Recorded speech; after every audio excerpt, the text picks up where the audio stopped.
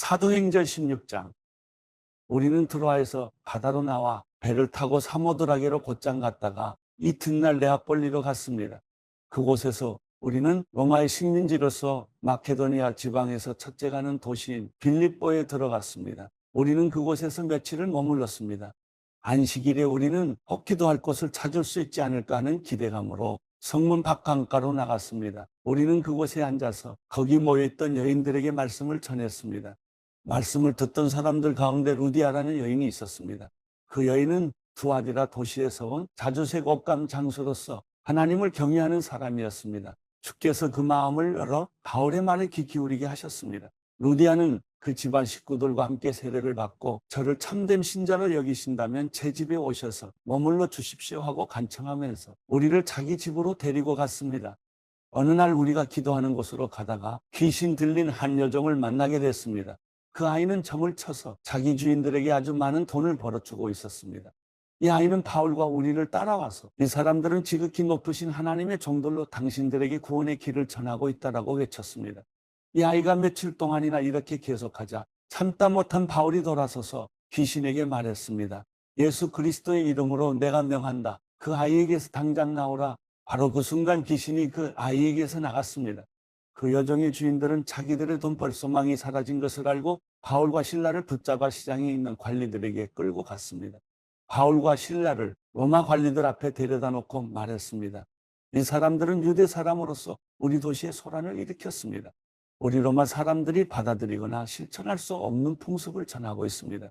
모여있던 사람들도 가세해 바울과 신라를 공격하자 로마 관리들은 그들이 옷을 벗기고 매질하라고 명령했습니다. 관리들은 그들을 심하게 때린 뒤 감옥에 던져넣고는 간수에게 그들을 단단히 지키라고 명령했습니다. 이런 명령을 받은 간수는 그들을 깊숙한 감방에 가두고 발에는 쇠고랑을 채워두었습니다. 한밤중쯤 됐을 때 바울과 신라가 기도하며 하나님께 찬송을 부르자 다른 죄수들이 귀 기울여 듣고 있었습니다. 그런데 갑자기 큰 지진이 일어나 감옥이 기반부터 흔들렸습니다. 곧바로 감옥 문이 모두 열리고 죄수들을 묶고 있던 쇠사슬도 다 풀렸습니다. 간수가 잠 깨어 일어나 감옥 문이 모두 열린 것을 보자 죄수들이 도망친 줄로 생각하고 칼을 뽑아 자살하려고 했습니다. 그때 바울이 큰 소리로 외쳤습니다. 당신 몸을 상하게 하지 마시오. 우리가 다 여기 있어. 간수는 등불을 달라고 하더니 불이 나게 달려들어와 부들부들 떨면서 바울과 신라 앞에 엎드렸습니다. 그러고는 그들을 밖으로 데리고 나오면서 물었습니다. 선생님들, 제가 구원받으려면 어떻게 해야 합니까? 그들이 대답했습니다. 주 예수를 믿으시오. 그러면 당신과 당신의 집안이 구원을 받을 것입니다. 그러고 나서 바울과 신라는 그와 그 집안 모든 사람들에게 주의 말씀을 전해 주었습니다. 그날 밤 그 시간에 간수는 그들을 데려다가 상처 부위를 씻어 주었습니다. 그러고는 당장 그와 그 온 가족이 세례를 받았습니다. 간수는 그들을 자기 집으로 데려가 음식을 대접했습니다. 그는 자신과 온 가족이 하나님을 믿게 된 것으로 인해 기쁨이 가득했습니다. 날이 밝자 로마 관리들이 부하들을 보내 간수에게 명령했습니다. 그 사람들을 풀어주라. 그러자 간수가 바울에게 저희 관리들이 당신과 신라를 풀어주라고 전가를 보냈으니 이제 나와 평안히 가십시오라고 말했습니다. 그러자 바울이 그 부하들에게 말했습니다. 우리가 로마 시민임에도 불구하고 저들이 재판도 없이 공개석상에서 우리를 때리고 감옥에 가두고는 이제 와서 우리를 몰래 내보내려 하시오. 그들이 직접 와서 우리를 데리고 나가라고 하시오. 부하들이 그대로 자기 관리들에게 보고했습니다. 그들은 바울과 신라가 로마 시민이라는 소리를 듣고 깜짝 놀랐습니다. 그들은 직접 감옥까지 와서 사정사정하며 바울과 신라를 정중히 모시고는 그 도시를 떠나달라고 요청했습니다. 바울과 신라는 감옥에서 나온 뒤 루디아의 집으로 가 형제들을 만나 위로해주고 그곳을 떠났습니다. 사도행전 17장. 바울과 신라는 암비볼리와 아볼로니아를 거쳐 데살로니가에 이르렀습니다. 거기에는 유대 사람의 회당이 있었습니다. 바울은 늘 하던 대로 회당에 들어가 3주 동안 안식일마다 성경에 대해 사람들과 토론했습니다. 그리스도가 고난을 받은 후 죽은 사람들 가운데서 살아나셔야 했던 것을 설명하고 증명하며 말했습니다. 그리고 내가 여러분에게 선포하는 이 예수가 바로 그리스도이십니다라고 전했습니다. 몇몇 유대 사람들은 그 말에 설득돼 바울과 신라를 따랐고 하나님을 경외하는 많은 그리스 사람들과 적지 않은 기부인들도 그들의 말을 믿게 됐습니다. 그러자 유대 사람들에게 시기가 일어났습니다. 그래서 시장의 불량배들을 끌어모아 때를 지어 도시 안에 소동을 일으켰습니다. 그들은 바울과 실라를 찾아 사람들 앞에 끌어내려고 야손의 집으로 쳐들어갔습니다. 그러나 그들을 찾지 못하자 야손과 다른 형제들을 그 도시의 관원들 앞에 끌고 와 소리치며 말했습니다. 세상을 온통 시끄럽게 하는 사람들이 이곳에도 왔는데 야손이 그들을 자기 집에 들였습니다. 그들은 모두 가이사의 칙령을 거역하며 예수라는 다른 왕이 있다고 말합니다. 이 말을 듣고 사람들과 그 도시의 당국자들은 당황했습니다. 그러나 당국자들은 야손과 다른 신자들로부터 보석금을 받고 그들을 놓아주었습니다. 밤이 되자마자 형제들은 바울과 실라를 베레아로 보냈습니다. 그들은 그곳에 도착하자 유대 사람의 회당으로 들어갔습니다. 베레아 사람들은 데살로니가 사람들보다 교양 있는 사람들이어서 말씀을 간절한 마음으로 받아들이고 바울이 말한 것이 사실인지 알아보려고 날마다 성경을 찾아보았습니다. 그래서 그들 가운데 많은 유대 사람들이 믿게 됐고 적지 않은 그리스 기부인들과 많은 그리스 남자들도 믿게 됐습니다. 데살로니가에 있는 유대 사람들은 바울이 베레아에서 하나님의 말씀을 전한다는 것을 알고 그곳에 또 나타나 사람들을 선동해 소동을 일으켰습니다. 그러자 형제들은 즉시 바울을 바닷가로 보냈습니다. 그러나 실라와 디모데는 베레아에 그대로 남아 있었습니다. 바울을 수행하던 사람들은 그를 아테네까지 인도했습니다. 그들은 실라와 디모데도 속히 자기에게 데려오라는 바울의 지시를 받고 돌아갔습니다. 아테네에서 그들을 기다리는 동안 바울은 그 도시가 우상으로 가득 찬 것을 보고 매우 격분했습니다.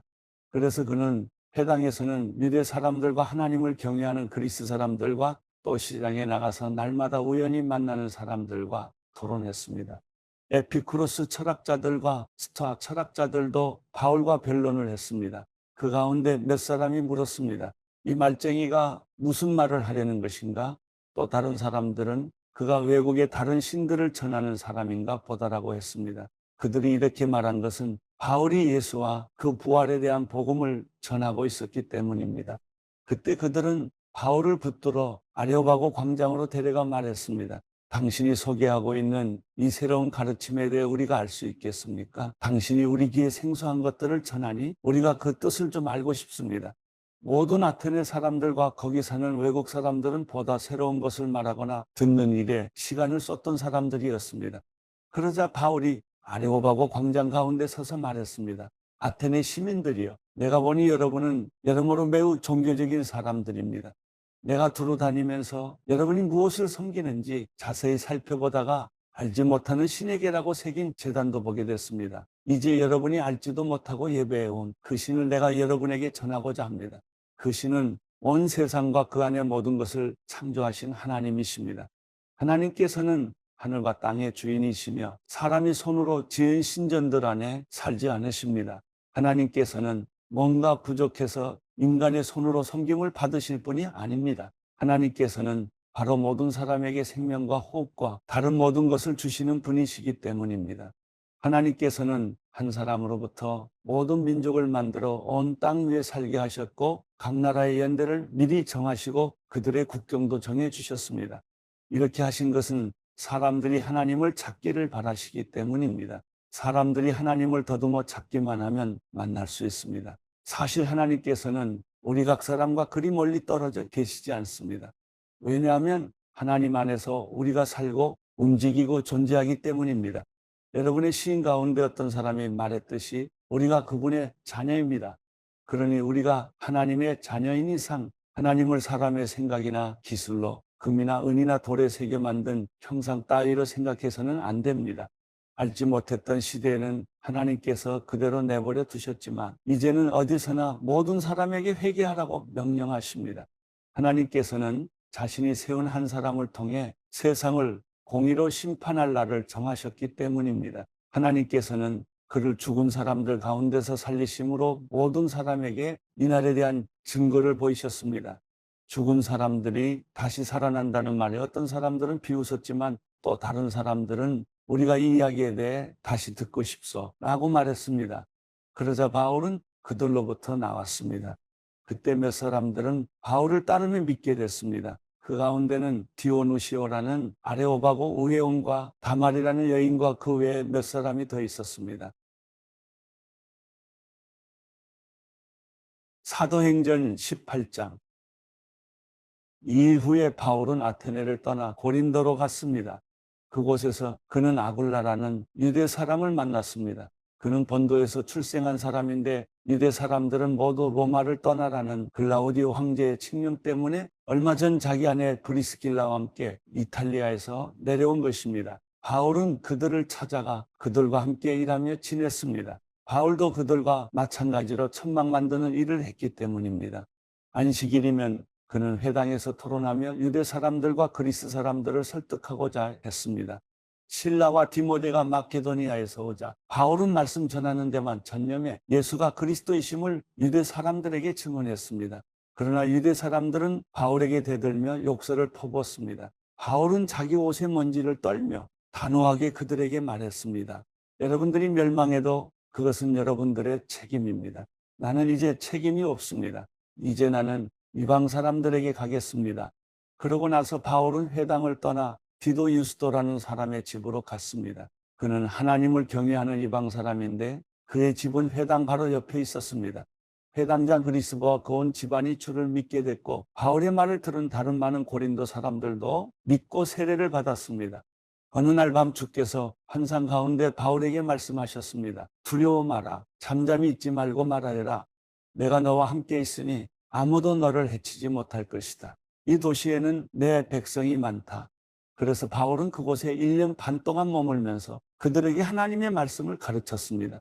갈리오가 아가야 지방에 총독이었을 때 유대 사람들이 일제히 들고 일어나 바울을 잡아 법정으로 끌고 가 이 사람이 율법에 어긋난 방법으로 하나님을 섬기라고 사람들을 설득하고 있습니다라고 고소했습니다.